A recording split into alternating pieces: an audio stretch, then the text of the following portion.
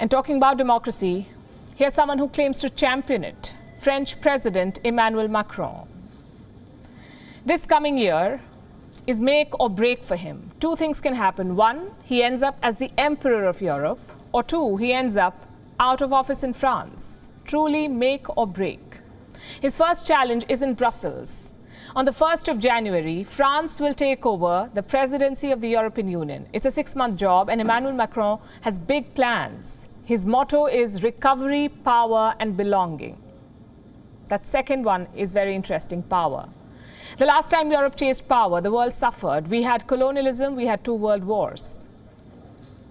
So how does President Macron define European power? Here's what he said on Thursday.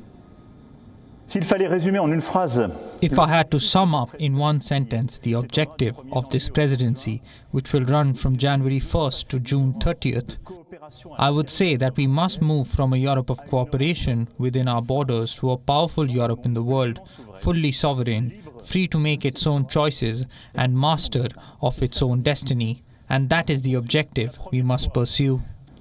A master of its own destiny. Is that a message to Washington, D.C.? It could be. Macron has always argued for an assertive Europe, a Europe that thinks for itself instead of blindly following America.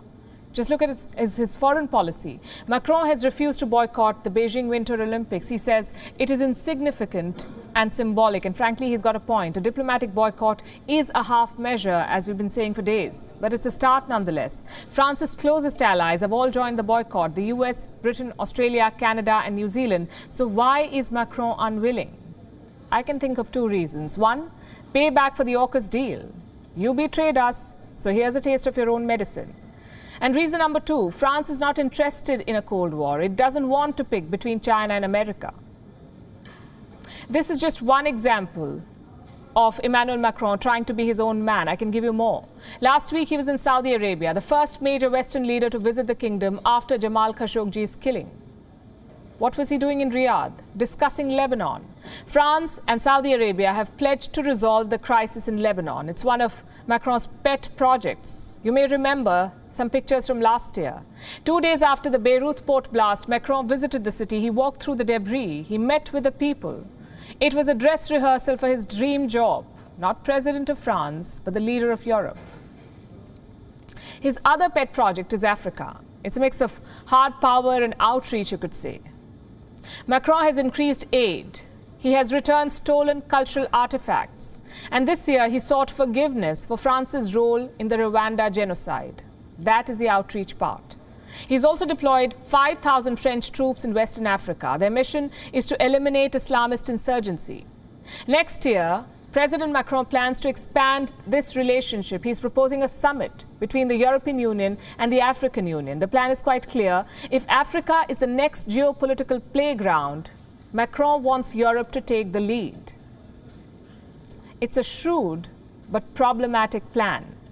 Because don't forget, Africa was plundered by European colonialism.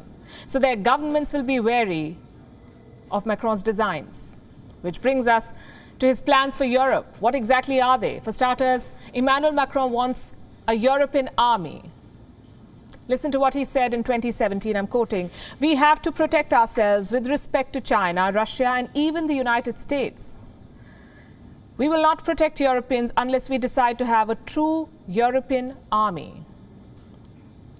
This sums up Macron's plans. He wants to turn the EU from a bloc into a pseudo-nation state.